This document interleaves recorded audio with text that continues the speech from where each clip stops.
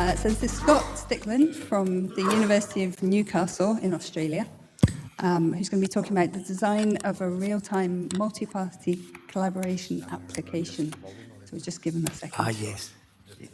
Yeah.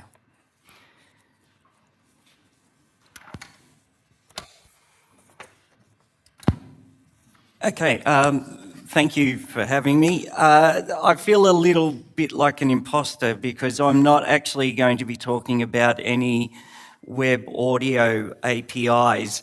In fact, I'll be talking specifically about my use of web MIDI and WebRTC APIs, so I hope you can bear with me. Just a couple of disclaimers. I'm not endorsed by any DAW company whatsoever. And second of all, whenever I refer to real time, I'm meaning as close to real time as possible. So,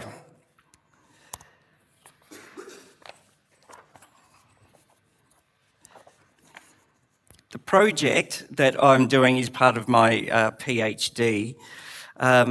It began by examining and highlighting the strengths of existing DAW platforms with collaborative functionality and classifying them in terms of synchronicity, multi-party capability, audio fidelity, and their communication methods. So, beginning with Cubase 7, unveiled in 2013, Steinberg introduced the VST Connect Pro VST Connect Performer solution. Offers synchronous one-to-one collaboration by streaming processed audio using Vorbis compressed frames in Steinberg's proprietary streaming format, recording a remote performer's multi-channel streamed audio in real time, in addition to MIDI streaming and real-time communication via audio-visual channels. Source Element is Source Connect Pro, integrates audio streaming with most of the major DAW platforms by operating as a plugin and implementing rewire synchronization and audio data transfer.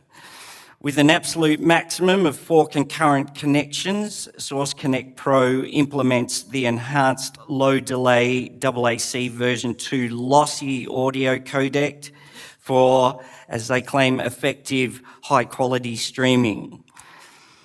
Cubase and Pro Tools offer very similar asynchronous methods of collaborating by uploading projects, audio files and settings to cloud storage through their respective platforms, VST Transit and Cloud Collaboration. Invited parties can download the project and its files, effectively synchronizing their local project with the cloud version, independently work on the project in their own studio, then upload their contributions to the cloud.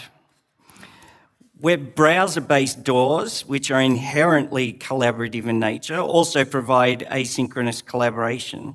Soundtrap, for example, presented at this conference in 2017, employs similar methods to Cubase and Pro Tools, but uniquely blends real-time video conferencing and text-based messaging with the ability to contribute to and synchronize with a cloud version of the DAW project. Other browser-based DAWs, such as Amp Studio 2 and BandLab, share their projects by co-opting social media platforms and allowing for the creation of multiple versions or forks of the project to create an accessible history of the project's development. However, at present, there is no existing method for synchronous multi-party collaboration on a shared DAW project over the internet, providing each party with equal simultaneous access to the DAW project while also working with high-fidelity audio assets. So, our work began with the premise that whatever the final form of the collaboration model, rather than stream data-intensive high-fidelity audio to all collaborators, instead, we would endeavour to stream control data generated by operating the DAW locally. This led us to ask 3 questions.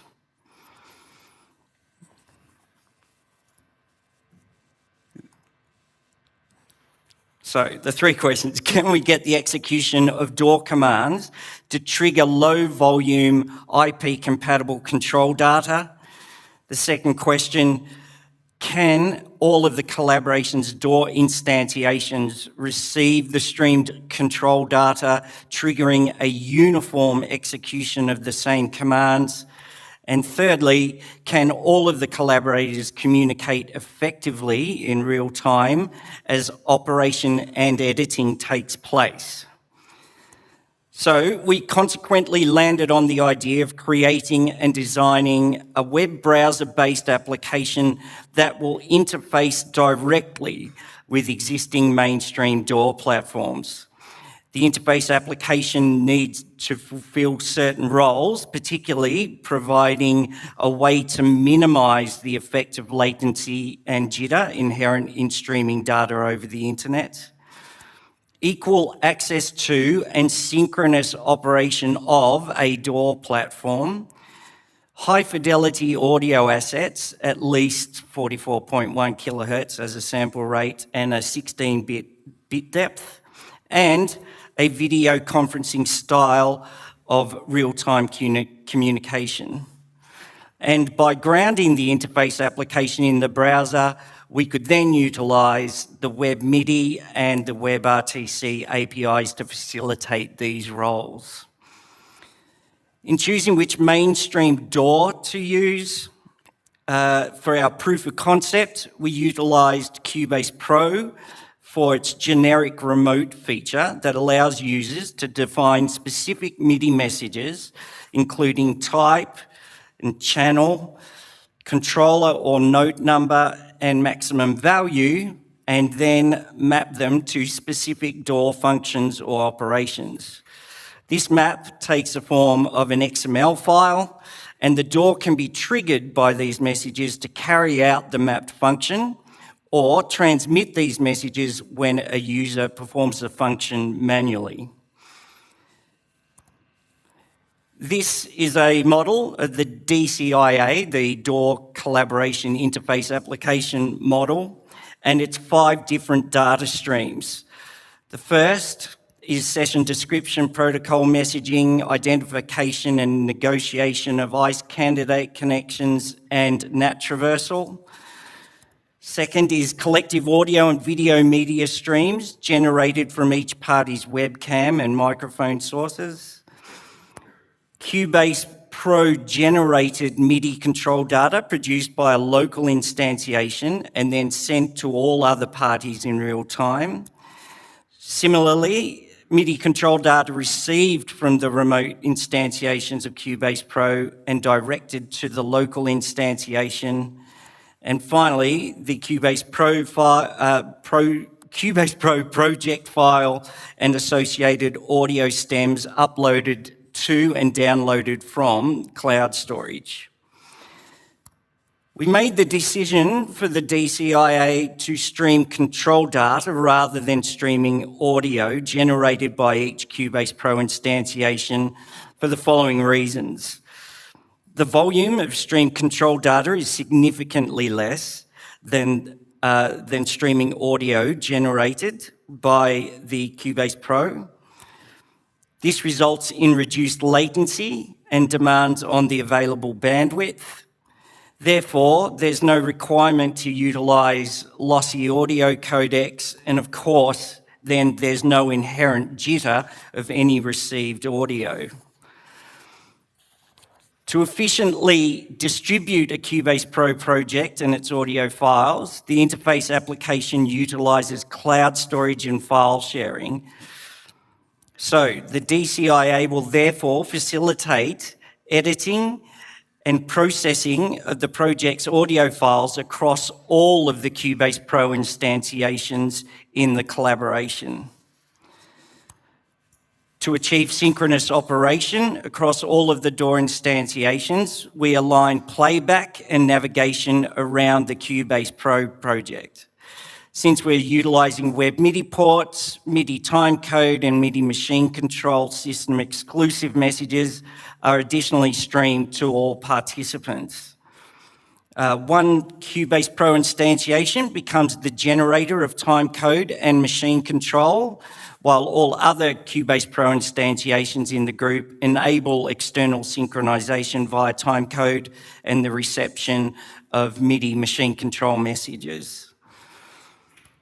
The key feature of the DCIA is the ability to receive local control data in the form of MIDI messages via web MIDI ports, direct the control data to WebRTC data channels, and link the channels to all other remote participants. Since WebRTC data channels are bilateral, the DCIA also receives local control data from remote DAW instantiations on the same channel and directs it to the local Cubase Pro instantiation. For the proof of concept, we wanted to test the multi-party connection capabilities of the DCIA, and to do so, we implemented a basic mesh architecture establishing multiple peer-to-peer connections. The DCIA prototype is split into two basic sections, the video conferencing section and obviously the MIDI input and output port selection section. Selecting the two MIDI ports will automatically open each port and assign them as the ports either carrying MIDI control data from or to the local instantiation of Cubase Pro. It is important in selecting each port that they correspond with the matching input and output ports designated in Cubase's generic remote, MIDI timecode, and MIDI machine control setup windows. The testing showed that we could indeed create multiple online connections to Cubase Pro instantiations via the DCIA, and send synchronous MIDI control data, MIDI timecode, and MIDI machine control messages whilst maintaining a video conferencing style of communication. We determined that a mesh architecture established steady connections for up to 6 simultaneous participants, after which the demands of the test machine CPU became noticeable and adversely affected the stability of each connection. This included frozen video streams and increasingly distracting audio stream jitter, and a progressive lack of DAW responsiveness and extended delays in executing data-heavy functions, such as level fader operations. So, there are 3 further developmental phases planned for the project. We are currently testing multi-party connection architectures via different media server configurations, specifically MCUs for media and data streams, SFUs for media and data streams, and uniquely a hybrid of MCU for the media streams and SFU for the data streams. We're conducting that work in conjunction with Frozen Mountain. They're a Canadian-based media server supplier, and we're using their live switch WebRTC server. Uniquely with Frozen Mountain, they allow WebRTC data channels to be routed through their media server along with the media streams. I'll then be interviewing Australian recording studio engineers, both owner-operators and some of the major studio complexes, to gather their impressions and use of and requirements for online collaboration in their work routine and their DAW preference, and then finally further development of the DCIA in light of the interview feedback and testing the version of the DCIA with the same studio engineers. So that's it. Any questions?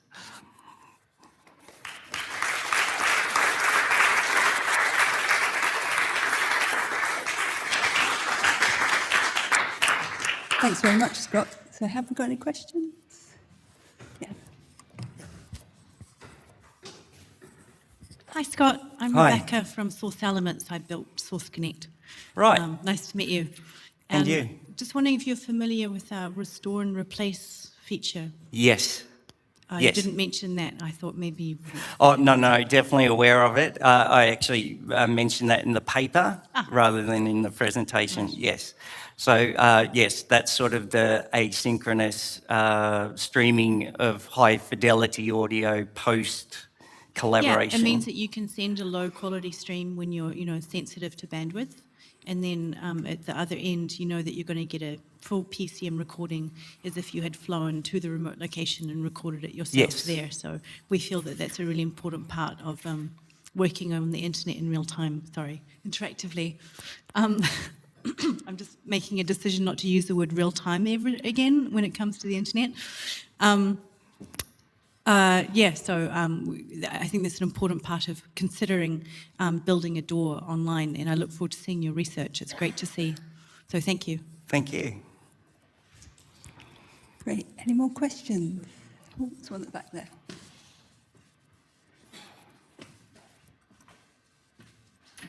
Can you just pass the microphone?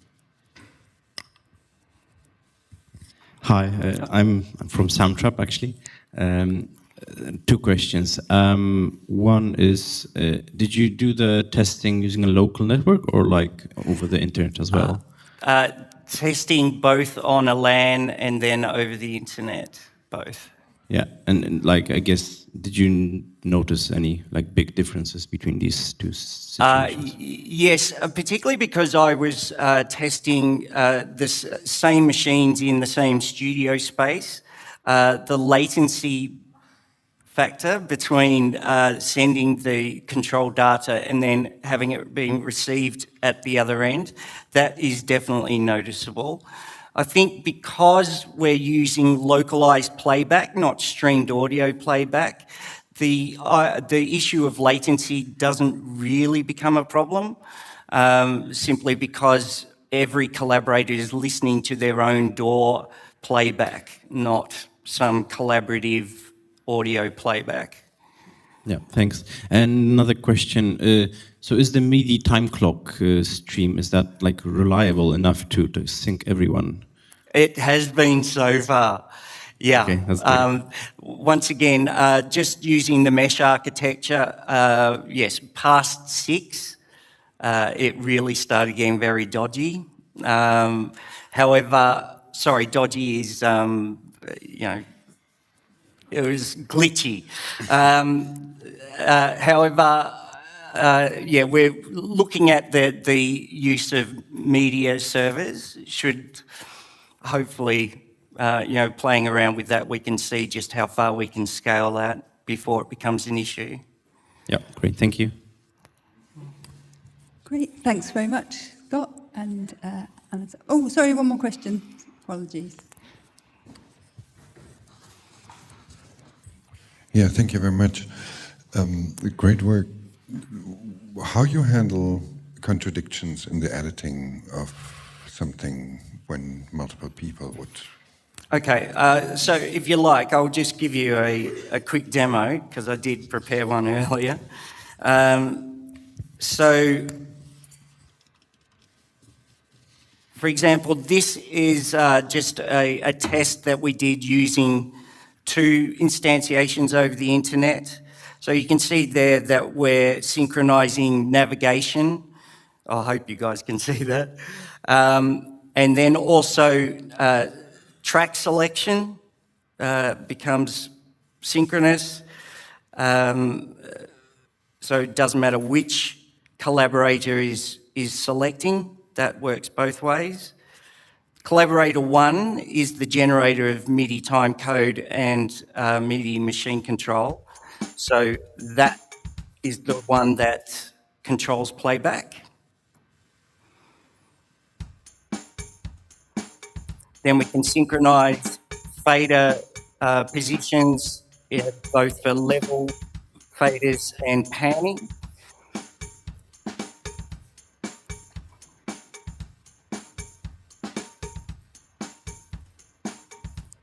But then we can also, for example, use an insert plugin And what we did here is we just used a stock standard Cubase Pro compressor. Coming up in just a sec.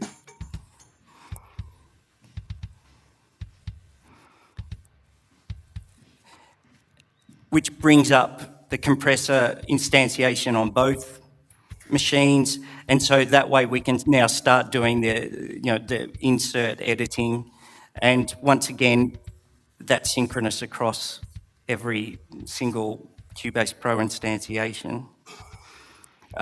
We're also incorporating key commands, keyboard shortcuts, for things like split at cursor, for example, moving things around. So once again, a keystroke will generate the MIDI data and then convert it at the DCIA.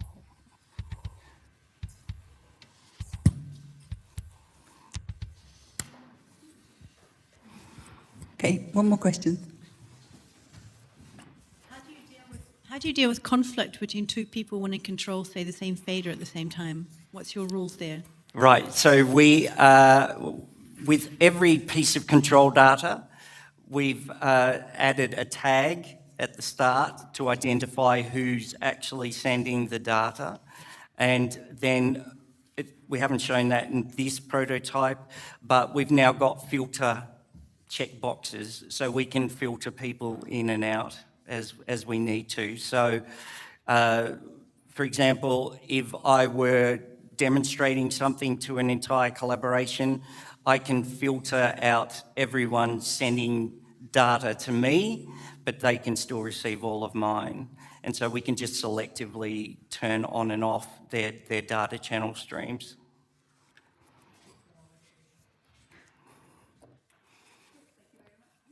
You're welcome. Thank you very much, Scott. Thank you.